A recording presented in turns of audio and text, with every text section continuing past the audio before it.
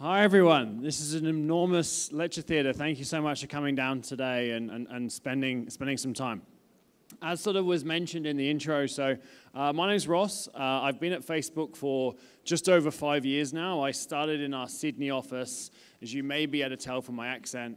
I moved to Singapore 3 years ago, so I've been based there since. And most currently, I'm leading our SME team across Singapore and Malaysia. So I live in Singapore, but I probably spend about 30 or 40% of my time here in KL mostly. I'm going to be sticking around for a few hours into the day, so please come and find me, introduce yourselves to me, ask me any specific questions that you have. But I'm going to do a presentation now, which will hopefully generate some questions for you to ask me a little bit later. So I've got 20 minutes to spend with you today, so I'm going to have to talk quite quickly, so I apologize for that. What I want to do is essentially two things. First, I'm just going to introduce you to some consumer trends that we're seeing here in Malaysia. A lot of those aren't going to be revolutionary to you. They're going to be as you'd expect, but they're important trends to consider when you are thinking about your business and how you're going to connect with consumers and ultimately make a connection and gain sales. So I'll talk about those three trends which are going to be important. Then I'll get a little bit more specific into Facebook and Instagram and some tips and tricks for when you guys are essentially in the tools, building your page, sending some ads to try and reach the right person to try and bring a potential customer into your site or into your retail store. So just before I start, so I have an understanding of the people in the room, who here has their own Facebook or Instagram business page or handle? Awesome, quite a few. I'd say like 80 or 90%. And then who of you have run ads from either your Facebook or Instagram business or handle? Similar, it's very hard to tell. I think probably about 75% of you guys have that have a page or a handle on Instagram have played with ads. Hopefully you've all had successful experiences. One of the challenges that we have, which probably some of you guys can relate to, is on Facebook and Instagram, there are so many options that are available to you. It's often hard to know which option to pick. And unfortunately, what we do see quite often is people go in there, they put in a couple of hundred ringgit, they run a campaign, it doesn't necessarily see the results that they saw, and they're unsure whether it's because, did I book the campaign wrong, am I doing the wrong thing, or does Facebook and Instagram just not work for me? And unfortunately, that is the reality. So I'll give you some tips and tricks about where to start, and then give you some access to some online resources. About how you can maybe educate yourself, get a little bit more information. There is a heck of a lot of information online. So if you haven't done that, don't go straight into the tool and go kind of playing blind. Try and find information specific to you and your business and your vertical and how to make it work. So back to the three trends. So number one, we used to say, so consumers are mobile first. That is not a new thing to say, particularly in Southeast Asia. In markets like the US and the UK, they spoke about this trend of mobile and people are shifting from their desktop and their laptop across to a mobile device. That didn't happen in Southeast Asia. For the majority of us, our first experience of the internet was through your smartphone. We watch videos on our smartphone, we email, we use social media, we buy things. We chat with people and buy things. So one of the most important things you guys need to be aware of is if you don't have a good mobile experience for your customer, you're already hugely limiting the opportunity that you have to connect with your customers. So just to give you an idea of across APAC, comparatively, some of the numbers you see, as you can see, compared on the time spent watching TV, time spent on smartphone is number one at 173 minutes per person, which is the daily screen use. And that actually is high. That's the Asia Pacific number. If you look at Philippines, Thailand, and Malaysia, they're the three top markets in Asia Pacific in terms of time spent on smartphone devices. And this is the typical kind of journey for most people and how often you check in on your phone. You might wake up in the morning, you use your phone. If you have a work phone, then later on when you're away to the office, you'll start using your work phone. Then you'll get to work and you'll maybe use your office computer. Then you get your phone out again when you go to the bathroom or get a coffee, and then you jump back again to your computer in the afternoon. Then in the evening, you're back on your phone again. So you are constantly connected with your devices, and the more devices someone owns, we know the more time they spend online. So one of the good things about Google and Facebook and Instagram and all these platforms is you can have a consistent message and a consistent conversation with someone, irrespective of where they're spending their time. Lots of technology out there can't actually differentiate when Ross is on my work phone versus when Ross is on my personal phone versus when Ross is on my work laptop. But because Facebook, you're logging in, we know it's the same person across all those various devices, so we can make sure there's lots of efficiencies for you, and you're not sort of hitting the customer too many times across different websites with the same message. So just something to be aware of. Number two is that, again, video is exploding. The amount of video consumption on mobile is huge, spurred initially by YouTube. Obviously, you've got Netflix and iFlix getting more and more traction in these regions, and then some of the creative formats that we're introducing on both Facebook and Instagram really are sort of video first. So if you look at some of the stats here, so 1.5x, basically mobile users are 1.5 times more likely to watch video than a desktop user. So on mobile, we tend to skew more towards video, and people spend 5 times more time watching video content on Facebook on Instagram than they do watching static. Especially if you think of formats like Instagram Stories, right? Instagram Stories is like 95% video, which is the kind of the latest sort of consumer trend that people are getting onto. So if you're a business and you want to connect with people in their feeds, you need to start thinking about video. And when I say video, I don't mean you need a creative agency and need a Hollywood production style video. I mean, so much of the videos that we're producing now, they're just made on our smartphones. And there are a host of apps for you to edit, add music, add captions over the top, these types of things, to make an amazingly appealing video for you to communicate your business, your product, and engage with the consumer. So one thing, if you've got pens and paper, check out Facebook Mobile Studio. Facebook Mobile Studio gives you a list of essentially third-party apps that we suggest for you to download, and then you can basically edit videos that will then be ready to go into Instagram or Facebook or whatever you choose. So that's Facebook Mobile Studio. The other trend to be aware of is that our attention spans is getting increasingly less. Like, we see tens and hundreds of thousands, obviously, of advertisements every single day.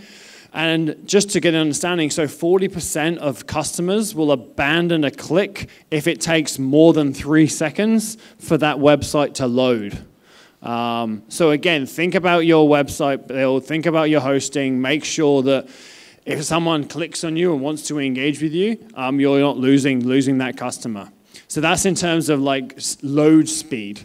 The other fact in there is basically the speed in which people are scrolling through their feeds.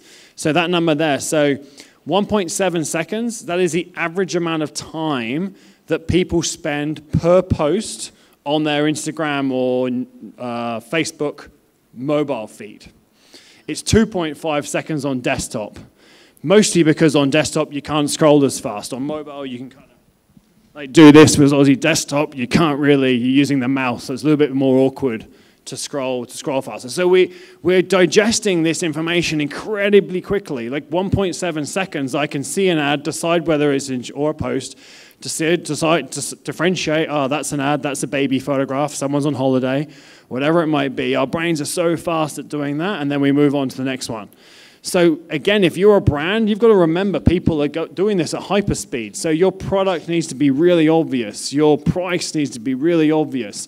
You can't, if you have a video, don't wait until the 8th second to reveal your product or brand or announce who you are or the price, because people have probably lost interest by that. We need to really play in the environment that people are consuming media and do that. So when you are making ads, put them in your own newsfeed and test. Like, if I look at this for 2 seconds and then take it away, am I conveying my core message? And then in terms of numbers as well, and one other thing to share. So the good thing, and I don't know who here sort of like ships internationally. Are they like they have customers in Singapore, Indonesia? Yep. Okay. A few people in here. Obviously, the good thing about again platforms like Facebook and Google. You can basically just copy and paste the campaign you're doing in Malaysia and do it in Singapore. Copy and paste the campaign you're doing in Singapore and do it again in Indonesia. You might have to change, obviously, the language if you're going into Malaysia and make sure that you've got Bahasa in there as well. If you've got English, you can just copy and paste and go straight from the two. So these are some of the numbers in terms of the monthly active users we have in these countries. So it's really easy for you to reach new customers. The challenge for you guys as business is making sure that you have the inventory, you have the logistics, fulfillment capabilities to do this. But I'd encourage all of you, when you're thinking about your potential market, don't just think about Malaysia. Think about Singapore, think about Indonesia, think about Thailand, US, Australia, wherever it might be. It's becoming increasingly easy for you to move into a new market. You don't need a local reseller. You don't need a distribution point.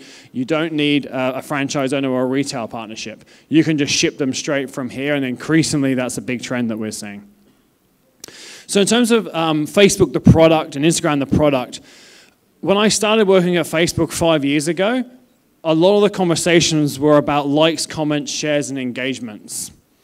They were like, well, I don't really know what I do on Facebook, but I know when I go on there, I see my friends' baby photographs and I like and comment them. So I'm assuming that's what I want people to do if I'm a business and I'm in that environment.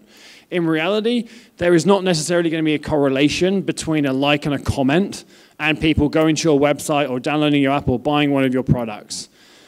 What we've built the platform now is we have objectives specifically for businesses, whether that's awareness or reach within a certain audience or leads, so I can call them from my call center, conversions, if I'm driving people to a website to make a conversion, or new applications. So think fundamentally about what your business objective is. We will have an objective on Facebook that you should be considering. And that should be the main KPI when you're understanding the return on investment.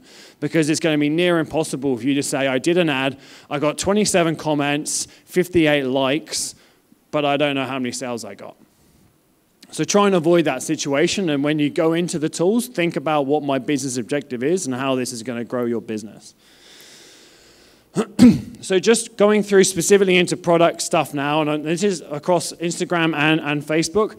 This sort of covers the spectrum of the different e-commerce solutions that we have. So initially on the left here, I mentioned to you, so you've got your Instagram business profile and Facebook pages.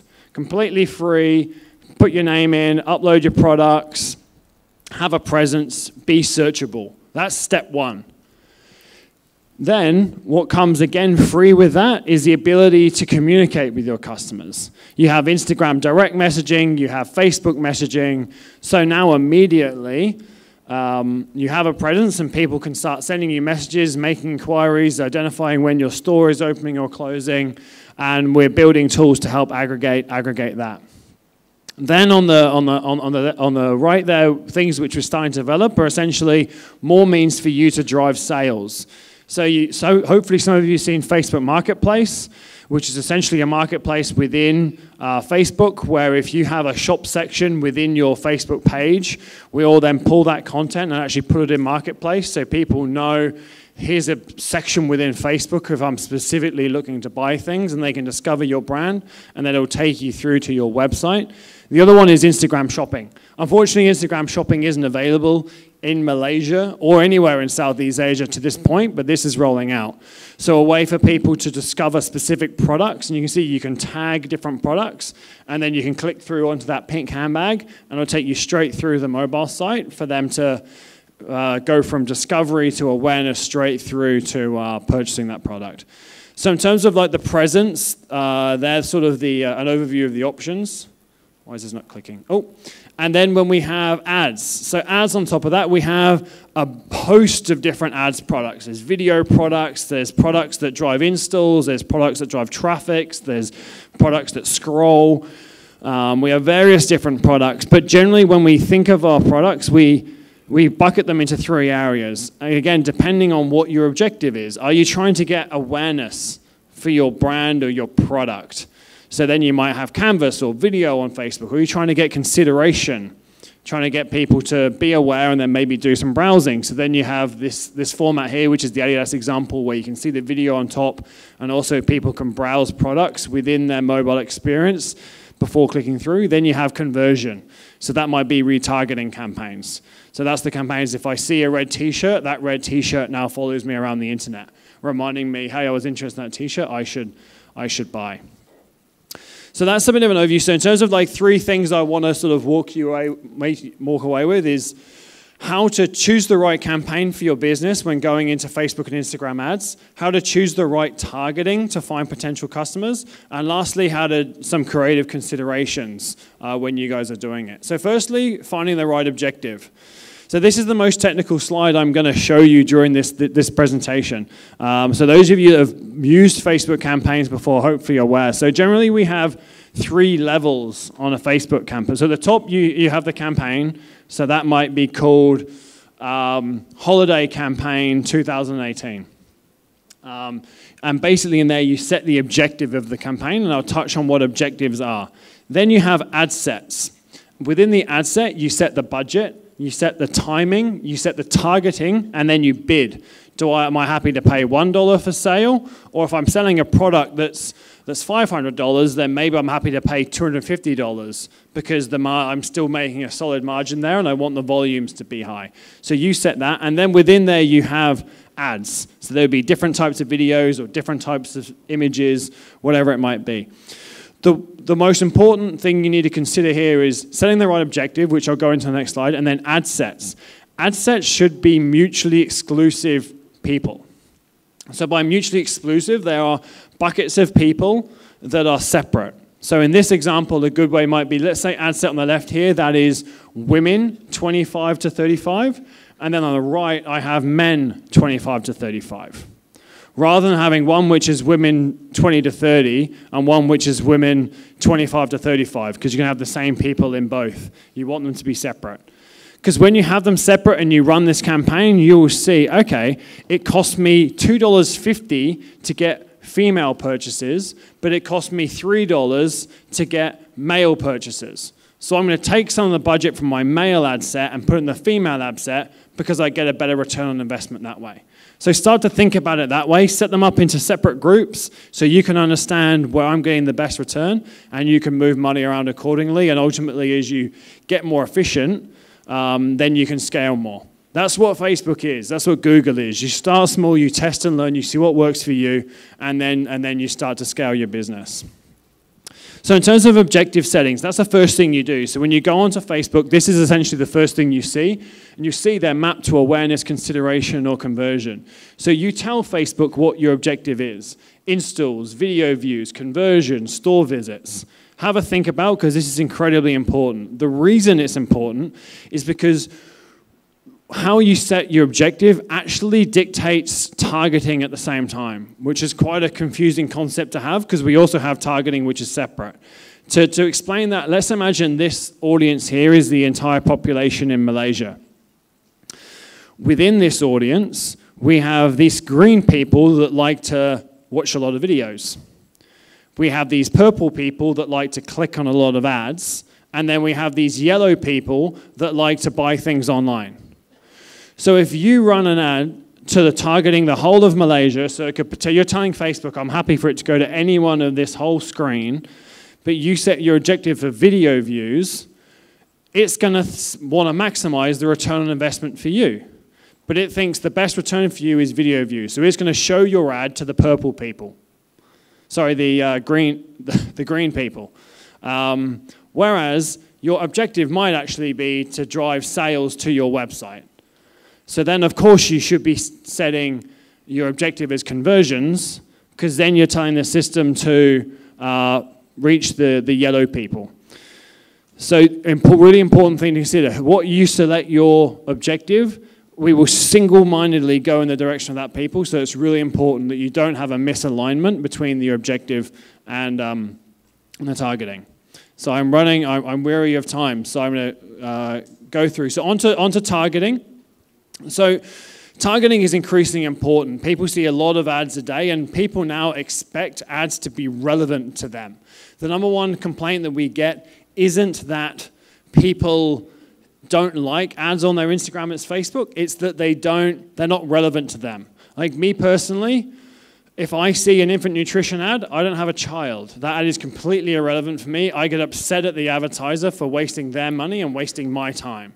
So have a think about that. So in terms of targeting, there are two core people that you want to think about. Like search is a really important entry point, because then search, you're going to reach people that are specifically looking for a product just like you. The challenge is that very few people always have intent when they're making every single purchase. A heck of a lot of people discover a brand, a product, they fall in love with it, they think about it for a while, then they go in. That's when display and social and other products become valuable. And in this example, you've got the bike there. You upload the bike and you tell Facebook, you need to find the next potential customers. I can't afford to wait for them to come and search for my product, because search becomes very competitive then, because I'm bidding against everyone else that's selling bicycles in my state. So we're basically serving 1 billion dynamic ads on the platform every single day. So we have a pretty good idea who likes buying things and who likes buying what types of things. So if you tell us, I have a bicycle, I want to drive sales, we can use a lot of data to identify who the best person to send it to. So the most important thing you guys need to do is get a conversion pixel essentially on your website.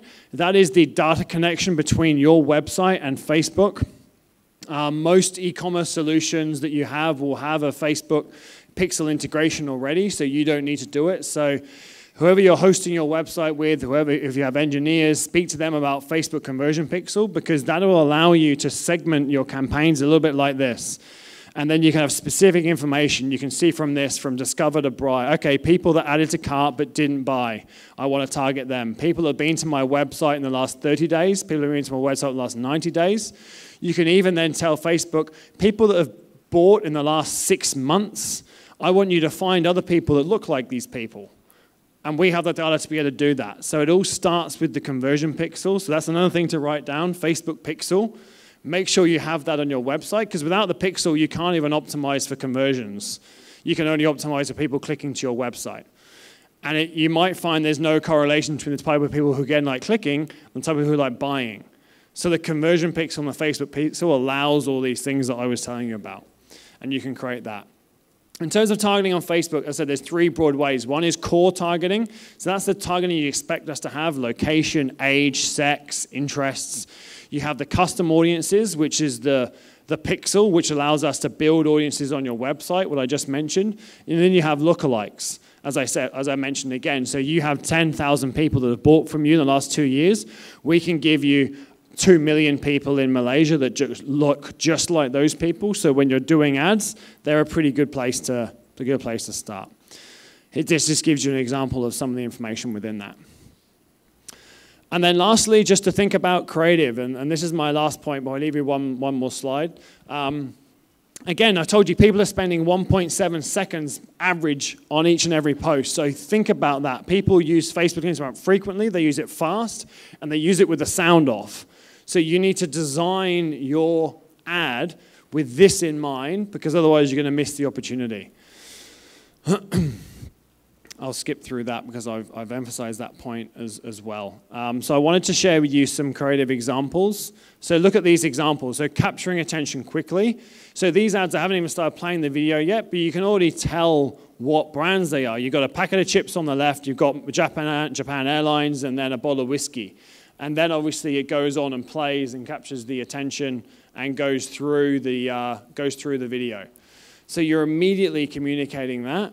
And it's square format, so that the ad is much bigger in your mobile phone. Doing 16:9, which works well on TV, looks horrible on any mobile device. No one flips their phone over to watch it that way. If you're building square or vertical, you're going to double the size of the ad in people's newsfeed, and you're not paying any more money for it. Why is it not clicking? And yeah, a few other examples here, like the text over the top in all these ones. Like the text is actually massive because people are consuming these on their mobile phone. Like you would never put text that big if you were doing a TV ad because it would be offensive because it would be like so big and in your face. But On a mobile phone, it's important to communicate your message. And then again here, the difference between a landscape, a square, and a vertical format. You're going to pay exactly the same money, so why put a landscape when you can do a vertical? So that's the end of the presentation. So just to reinforce, sorry, I'm going to go through. To reinforce some of the points that I made earlier. So choose the right objective. It's super important because it impacts the performance, and I don't want you to go and spend a couple hundred ringgit, realize it doesn't work, and then give up. Choose the right targeting. You need a conversion pixel to do that. And think about your creative because it is important. Lastly, this is another good slide to take a photograph of. So here's useful links and information for you to find online. So Facebook Blueprint is basically online webinars where you can find more information. You've got the client service where you can go and ask specific questions to the team. Help Center where, again, if you have a problem or you don't understand something, I guarantee you're not the first person. Go there. You'll find someone, I'm sure, that's asked a specific question and someone's already answered it. And then finally, you have success stories where you can look at Malaysia, certain verticals, and see how other businesses and brands have found success on the platform.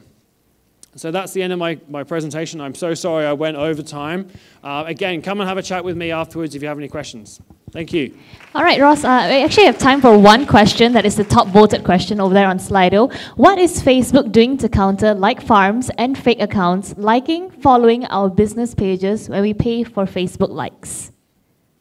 Sure. So the first thing that I would say is no one should be paying for Facebook likes. Back to the point I made in the slide, like your objective for your business should not be Facebook likes. It should be traffic to your website. It should be conversations for your conversational commerce. It may be installs, whatever it might be. So first thing, don't do that. It's an option we have in there. My suggestion would be there's no direct correlation between that and the success and profitability of your business. What are we doing? We're doing a lot. So basically, any fake accounts, we'll always go in and shut them down. The challenge is with security is bad actors find new ways of creating fake accounts. So security is never done. It's an ongoing process. This is consistent with fake accounts. This is consistent with fake news and other things which are happening on our platform. So we're investing hundreds of millions of dollars to attack these, but it is going to be an ongoing challenge of ours. So to you as a business, as I said, don't get involved in that. And I think another question behind this is working with influencers. A lot of influencers go out there and they may have bought fans and these types of things in other countries. So we have a product called branded content, whereas if you're working with an influencer, you're giving them products and they're basically selling you their services based on how many likes. If you use branded content, you can actually see the location of their fan base. If you're giving something to an influencer based in KL, but you can see that most of their fans are in Russia, then they're probably not driving any incremental business to your team. So there's a lot of transparency tools in there for you to identify if you're wasting your money.